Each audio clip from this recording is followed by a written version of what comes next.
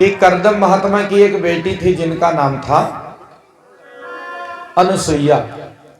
अनुसुईया का विवाह उन्होंने अत्रि मुनि से कर दिया। तो सती अनुसुईया को संसार में कौन नहीं जानता है। माता अनुसुईया अपने पति महात्मा अत्रि के साथ ऋक्ष पर्वत पर तपस्या करने चली गई। किस लिए? संतान प्राप्ति के लिए। इसलिए जब भी आप अपने घर में रामायण पढ़ो, पूजा पाठ करो, सत्संग करो, तो आप निश्चित समझिए कि घर में उसके आध्यात्मिक सत्परिणाम जरूर आएंगे। वो चाहे संतान के रूप में हो अथवा अच्छी बहू के रूप में हो। जब बहुत लंबे समय तक तपस्या करी है माता अनुसुईया और अत्रि जी ने, तो वहीं तीनों देवता प्रकट हो गए, ब्रह्मा, विष्णु और महेश। अत्रि कहते हैं, महाराज हमने तो एक को याद किया था, यहां तीन क्यों आ गए? तो भगवान कहते हैं, भो अत्रि हम न त्रि। हे अत्रि, हम लोग तीन नहीं हैं, हम एक हैं, हमारा रूप तीन है। तो महाराज हमने पुत्र की कामना से आपका ध्यान किया था।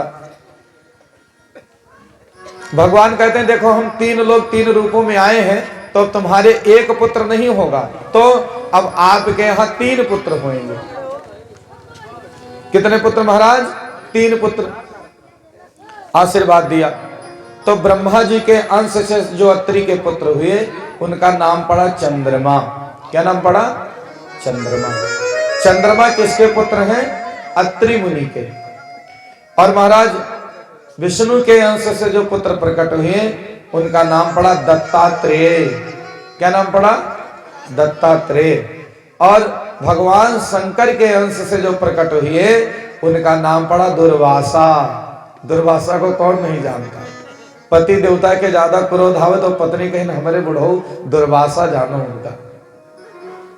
तो दुर्वासा इसलिए प्रसिद्ध है कि उनको क्रोध बहुत आता है, लेकिन क्रोध भी दुर्वासा को आता है तो उसके पीछे जगत कल्याण के लिए, क्योंकि दुर्वासा शिवांश है। वह क्रोध करके जगत को बताना चाहते हैं कि क्रोध का दुष्परिणाम क्या है। भगवान शिव के अंश से दुर्वासा महात्मा प्रकट हुए, जिन्होंने इस संसार को एकादशी व्रत का महात्म बताया। कल एकादशी व्रत था। हमारी 10 इंद्रियां और एक मन को धोने का, 10 इंद्रियां और एक मन कितने हो गए? 11। एकादशी का व्रत है जो 10 इंद्रियां और एक मन को प्रक्षालित कर देता है, स्वच्छ और निर्मल कर देता है। अगर 15 दिन में एक बार हम बिना अन्न के न रह पावे तो लानत है हम पर। अरे भाई, बड़े बड़े शहरों में बड़ी बड़ी फैक्ट्रियां हफ्ता में एक दिन बंद रहती हैं कि उसमें भी मशीन लगा है, पुर्जा लगा है, आराम कर लें। हमारे आपके देह में भी पुर्जा लगा है, किडनी है, लीवर है, न जाने क्या क्या है, आंत है, छोटी आंत, बड़ी आंत, और रोजे भरते रहते हैं हम। 15 दिन में एक दिन मौका दे दो, वो भी साफ सुथरी हो जाए। एक दिन का व्रत व्यक्ति को 1 महीने के लिए क्या करता है? चार्ज कर देता है, जिसमें एकादशी के व्रत का भी बहुत बड़ा महत्व है। महत्व तो सभी व्रतों का है। पिछले दिनों अमेरिका ने खोज किया कि अगर अमावस और पूर्णमासी के 4 दिन पहले आदमी अन्न ना खाए तो उसकी 60% बीमारी अपने आप ठीक हो जाए। किसके 4 दिन पहले? अमावस के। किसके 4 दिन पहले? पूर्णमासी के। अब बताओ, अमावस के 4 दिन पहले क्या पड़ता है? एकादशी। पूर्णमासी के 4 दिन पहले क्या पड़ता है? एकादशी। जब हमारे यहां लोगों को पता चला तो काशी के विद्वान बोले कि अमेरिका अब शोध कर रहा है, और हमारे यहां तो ऋषियों मुनियों ने करोड़ों साल पहले शास्त्रों में लिख दिया कि एकादशी व्रत करें हमेशा, ताकि तन नहीं रहे कलेशा। अब बहुत जनी एकादशी करती हैं फिर भी बीमार रहती हैं। काहे? 1 किलो आलू उबाल के खाई जी हम एक दिन। तो ठीक है, एक दिन नहीं खाएंगे तो मरेंगे नहीं, थोड़ा थोड़ा पानी पी लो। आलू ही खाना तो थोड़ा खा लो, हल्का फलाहार ले लो। पर व्रत तो इसलिए आया था पेट को साफ करने के लिए, लेकिन जब व्रत आया तो कस के गह दिया, तो बात कहां बनेगी? सारा दिन दाना दाना, कभी कुटुक दाना, कभी मूंगफली दाना, कभी साबू दाना, कभी राम दाना, सारा दिन दाना और रात में परे उताना। और दूसरे दिन सोच के फिर जल्दी से कहीं भोजन लाना, कहीं काहे, कहीं तुमको नहीं पता कल एकादशी रही। तब ऐसी एकादशी अगर बाउंडर की तरह लगे, हुआ तो नहीं रहना। पर एकादशी तो सबको 8 साल से जिनकी उम्र ऊपर है और 80 साल से कम है, उनको जरूर करना चाहिए एकादशी का व्रत। अगर किसी विशेष रोग से परेशान नहीं है तो, अगर शरीर साथ दे रहा है तो, और शरीर साथ दे तो 80 साल के ऊपर वाले भी रह सकते हैं, क्योंकि ये व्रत उपवास ही है जो व्यक्ति को गंभीर से गंभीर बीमारियों से बचाने के लिए समर्थ है। भगवान शिव के अंश से दुर्वासा ऋषि प्रकट होकर के एकादशी व्रत के महात्म को स्थापित किया था इस धरा पर। कैसे? वर्णन है कि इक्ष्वाक वंश में एक राजा हुए जिनका नाम था राजा अम्बरीश। क्या नाम था? अम्बरीश। भाइयों बहनों, बड़प्पन अमीरी में नहीं, सज्जनता में सन्निहित है। बड़ा आदमी कौन है? जो विनम्र है, और जो विनम्र नहीं है वो बड़ा नहीं है, क्योंकि झुकते वही हैं जिनमें जान होती है, अकड़े रहना तो मुर्दों की पहचान होती है। इसलिए बड़ा आदमी वो जो विनम्र हो, जो विनम्र नहीं वो बड़ाई किस काम की महाराज। इसलिए हमारे यहाँ कहा गया विद्या विनयम ददाति। सच्चे अर्थों में विद्वान वही है, धनवान वही है जो सरल है, जो सहज है, जो विनम्र है, और जो अभिमान से लबालब भरा है वो बड़ा आदमी नहीं है, वो जीते जी मुर्दा ही है महाराज। तो एक छत्र साम्राज्य है राजा अम्बरीश का, लेकिन सरल बहुत है। एकादशी का व्रत जरूर करते हैं। और हमने कई बार आप लोगों को निवेदन किया कि आप चाहे जितने पैसे वाले हो जाओ, हर काम के लिए नौकर राख लो, लेकिन पूजा पाठ के लिए और अपने पूजा का बर्तन साफ करने के लिए, भगवान का मंदिर साफ करने के लिए कभी भी नौकर नहीं रखना चाहिए। दुर्भाग्य है उनका जिनको नौकर से सब कराना पड़े। इसलिए उस समय हमें सारे बड़प्पन का अभिमान परित्याग करके सौभाग्य है उनका जो भगवान के दरबार में पोछा लगावे, झाड़ू लगावे। धन्य भाग उस व्यक्ति का जीवन धन्य हो जाए जो कम से कम पोछा लगावे भगवान को। हमारे गांव में एक मंदिर है ज्वालामुखी माता का, कभी आप लोग आवे तो दर्शन करावें। हमारे ग्राम सभा के जितने अमीर लोग हैं, नंबर 1 के अमीर, वह सब रोज मैं देखता हूं कि 4 बजे जल्दी जल्दी भाग के जाते हैं कि हमको पोछा लगाने मौका मिल जाए, हमको झाड़ू लगाने मौका मिल जाए। अगर कोई 4 बजे आ गया तो दूसरे दिन वह 3 बजे पहुंच जाते हैं और नंबर लगता है पोछा लगाने के लिए। बहुत बड़ा फील्ड है और मंदिर है। तो हमने देखा एक आदमी बिल्कुल मरणासन था, 6 महीने से सेवा कर रहे हैं, सारा रोग तकलीफ उनका नष्ट हो गया। तो ईश्वर के दरबार में सेवा करना ये कभी व्यक्ति के लिए नुकसान का कारण नहीं हो सकता। तो चाहे जैसे भी हो भगवान करें सब संपन्न हो, जो नहीं है वो हो भी जाएंगे। तो परमात्मा के दरबार में संपन्नता का अभिमान नहीं। राजा अम्बरीश यद्यपि सम्राट हैं, लेकिन भगवान का भोग लगाते थे तो जो पंजीरी बनाते थे वो आटा अपने आप पे पीसते थे चकिया से। अब बताओ आज का आदमी होता तो हम चकिया पीसेंगे, कहीं तरह बड़ा आदमी चकिया पीस रहे हैं। लेकिन वो किसी के लिए थोड़ी कर रहे थे, भगवान के लिए करते थे।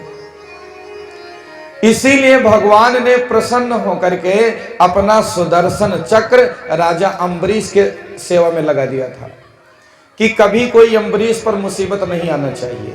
हम कम से कम एक कदम तो भगवान की ओर बढ़ावें, तब भगवान हाथ ना पकड़ ले तब कहो। लेकिन लोग जब जाएंगे बाजार तो कपड़ा दुकान गए, धोती दे दो, कहीं का करे कहीं पंडित का देखे। बस दुकानदारों जानता कि पंडित का भाई कफन मार का चाहिए, 75 रुपए में धोती कुर्ता अंगोछा पहरे चाहे पतना बनाए दे। तो भगवानों कहते हैं ठीक है बच्चा लो। भगवान के लिए डली अलग है, पूजा वाली अलग और खाने वाली अलग। अगर आप कह दो हवन करेगा तो हवन का सरा जाम, गरी चौहारा मनक्का जो सड़ जाई वह सरा जाम दे देते हैं। तो हमें पूजा पाठ के लिए भी जा करके वही चीज लेनी है। आप 100 रुपए मटेरियल लगाना चाहते हो 10 रुपए के लो, लेकिन वो लो जो किरान ना हो, शुद्ध हो। हवन में कभी भी नरवर नहीं डालना चाहिए, वो सूखा वाला, पर नवरात्र में वही लाकर डाल देते हैं। गरी का गोला हमेशा हवन में पूर्णाहुति में डालना चाहिए। घरों में रामायण पाठ हो तो आप पूर्णाहुति में गरी का गोला अवश्य लाएं। जानकारी के अभाव में लोग सूखा निर्वल ला करके लगा देते हैं। अब घर की खेती है तो 5 किलो चाउर में 4 दाना तिल मिलाए कौन सामग्री बनाई दी। अब हम चाउर झोंकत हैं 12 ब्राह्मण चुट चुट चुट तो दगत है वह, देवता कैसे खुश हो जाएंगे। इसलिए तिल की मात्रा सबसे ज्यादा होनी चाहिए हवन सामग्री में। उसके दूसरे नंबर पर चावल, फिर उसका आधा जौ। इस प्रकार हवन सामग्री 5 मेवा आदि डाल करके बनाई जाती है। तो मेरे कहने का तात्पर्य है कि जितना हम ईश्वर के प्रति समर्पित हैं भगवान वैसा ही तो करेंगे भैया। अब बताओ हमको मिला ज्यादा है कि हमने दिया ज्यादा है? मिला ज्यादा है, दिया कम है। हम चाहते हैं अपने ससुराल जाई तो 2000 रुपया पाई और हमारे बहनोई आवे तो 20 रुपया दे के पाँव पकड़ ली, तो कैसे बात बनेगी। सिर्फ लेना नहीं सीखना है, देना भी सीखना है। और जो देना सीख गया ईश्वर कभी उसकी झोली खाली नहीं रखते।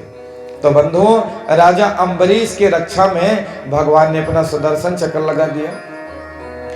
राजा जब व्रत करते थे तो उनका इतना प्रचार प्रसार हो गया दसों दिशाओं में कि सब संत महात्मा दौड़े चले आते थे उनके पास। इसलिए संतों के वो दुलारे हो गए थे। राजा सच्चे अर्थों में वही है जो निसंकोच धर्म की बातों के लिए और धर्म के उत्थान के लिए सदैव समर्पित रहे। महाराज 10-5 साधु सन्यासी जन रोजाना आते जाते थे, अतिथियों की सेवा करने पर राजा जी भोजन पाते थे।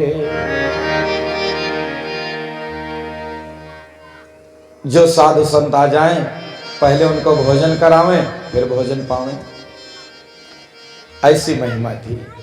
एक दिन की बात है, राजा ने संकल्प लिया कि अब हम 1 साल तक निर्जला एकादशी करेंगे। वैसे तो निर्जला एकादशी कब होती है माता बहनों? कब होती? जेठ। कौन पाख? उजेर पाख। जेठ के उजेर पाख में कौन सी एकादशी? निर्जला एकादशी। अब बताओ निर्जला एकादशी का क्या अर्थ है? अर्थ पर ध्यान दो। पहले शब्द क्या है? निर्जला।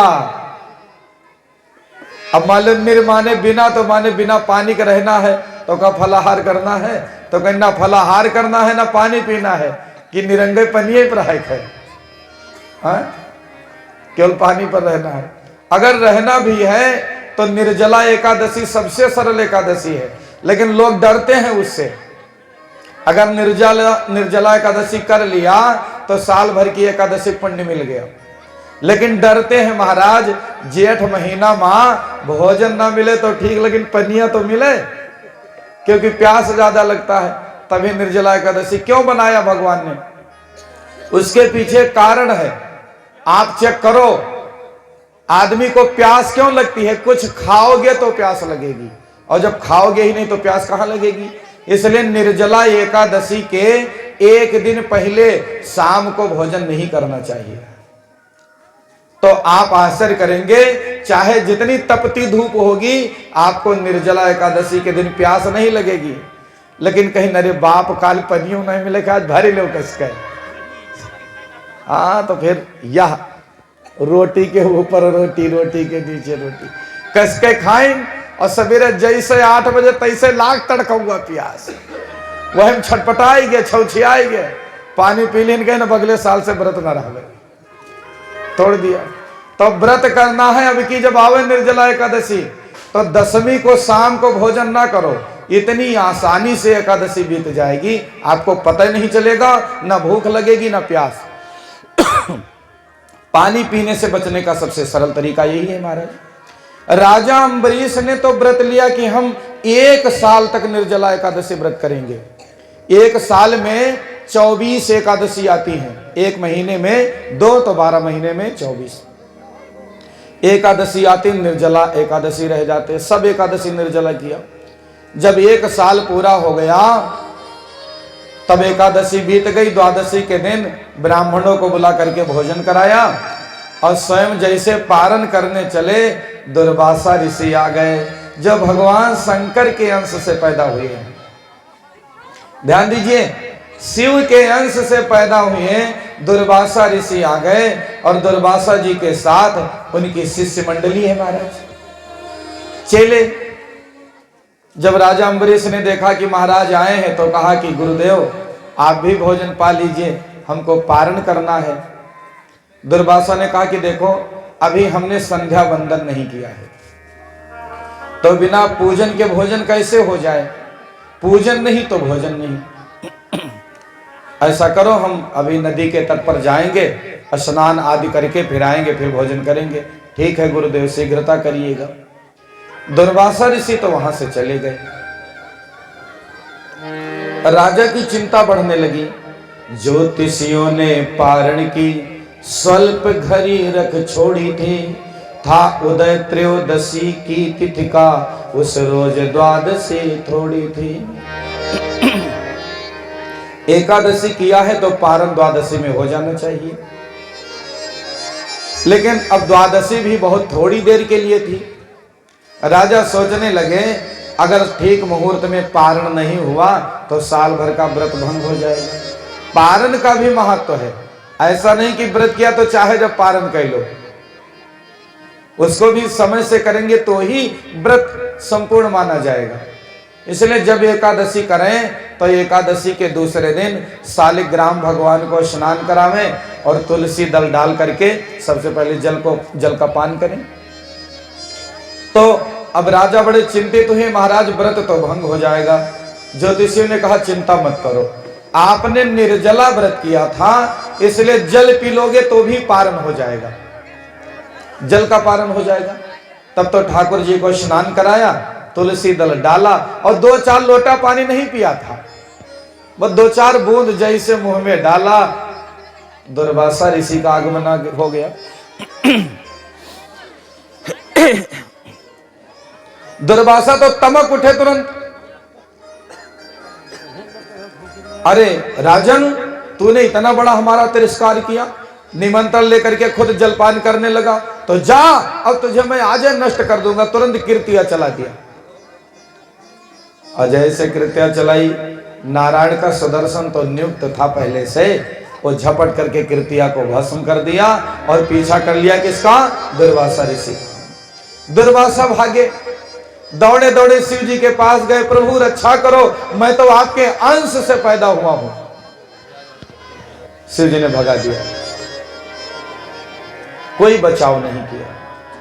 फिर ब्रह्मा जी के पास गए, उन्होंने भी नहीं रखा, उन्होंने कहा जिसका चक्र है उनके पास जाओ। जब जाकर के नारायण से प्रार्थना किया तो भगवान कहते हैं हम भी नहीं कर सकते आपकी रक्षा। दुर्वासा जी कहते हैं क्यों? ये आपका सुदर्शन चक्र है। भगवान बोले हमारा चक्र तो है लेकिन मैं अपने बस में नहीं हूं। दुर्वासा को आश्चर्य हुआ कि प्रभु पूरी दुनिया के मालिक आप, क्या आप भी पराये के बस में हो? किसके बस में हो? नारायण कहते हैं अहम भक्त पराधीनो, मैं भक्त के अधीन हूं, अपने बस में नहीं। और अम्बरीश जैसे भक्त का कोई अपमान कर दे हमें कदापि बर्दाश्त नहीं है। इसलिए दुर्वासा जी यदि अपने आप को बचाना है तो यहां से दौड़ के अम्बरीश के पास जाओ। सूत जी कहते हैं सौनकाद मुनीश्वरों, दौड़ लगाई है दुर्वासा जी ने और जाकर के अम्बरीश के चरण पर जय से गिरने पड़े। अम्बरीश ने कहा गुरुदेव अनर्थ मत करो, हमें आपका चरण छूना चाहिए, आप हमारे चरण में गिर रहे हो। दौड़ आ रहा है सुदर्शन, तुरंत हाथ जोड़ा सुदर्शन को, हे 1000 दांत वाले सुदर्शन चक्र, यदि हमारी तपस्या हमारी भक्ति सच्ची हो तो आप दुर्वासा जी के प्राण को छोड़ दीजिए। फिर भी सुदर्शन बढ़ ही रहा है। वे कहते हैं मैं और हमारे पूर्वज यदि ब्राह्मणों को का आदर सच्चे मन से करते रहे हो तो अपनी ज्वाला शांत कर दीजिए। सुदर्शन चक्र अपने स्थान पर स्तंभित हो गया, शांत हो गया। दुर्वासा रोने लगे, वे कहने लगे आज मुझे भक्त का महत्व और एकादशी व्रत का पुण्य लाभ का प्रभाव पता चला। सूत जी कहते हैं सौनकाद मुनीश्वरों, 1 साल हो गया दुर्वासा ऋषि को गए, कोई शरण नहीं दिया। तब तक राजा अम्बरीश ने अन्न नहीं ग्रहण किया। वह केवल फलाहार पर ही समय बिताते रहे। आज जब दुर्वासा ऋषि आए हैं तो उनको भोजन कराया, तब राजा ने भोजन पाया। गम समान भोजन नहीं, जो कोई गम को खाए। अम्बरीश गम खा गया तो दुर्वासा बिल खाए। इस कहानी से, इस घटना से, इस कथा से हमको आपको हो सकता है लगता हो कि दुर्वासा ऋषि को समझ नहीं थी, उनका क्रोध मूढ़तापूर्ण था। नहीं, वे तो सब जानते हैं, वे शिव के अंश से पैदा हुए हैं। लेकिन हमको आपको एकादशी का महत्व बताने के लिए ये दुर्वासा ऋषि का भगवान शिव की प्रेरणा से एक लीला मात्र था, ताकि हम उसका महत्व समझ सकें कि शिव के अंश से पैदा होने पर भी एकादशी व्रत का अनुष्ठान करने वाले व्यक्ति का, एक तपस्वी व्यक्ति कुछ नहीं बिगाड़ पाया। यह मूल्य है एकादशी के व्रत का, एकादशी के महत्व का। इसलिए जो एकादशी करता है निरोग होता है, इम्यूनिटी पावर उसकी बढ़ती है, रोग प्रतिशोधन क्षमता बढ़ेगी और महाराज वो लंबी और निरोग जिंदगी जिएगा।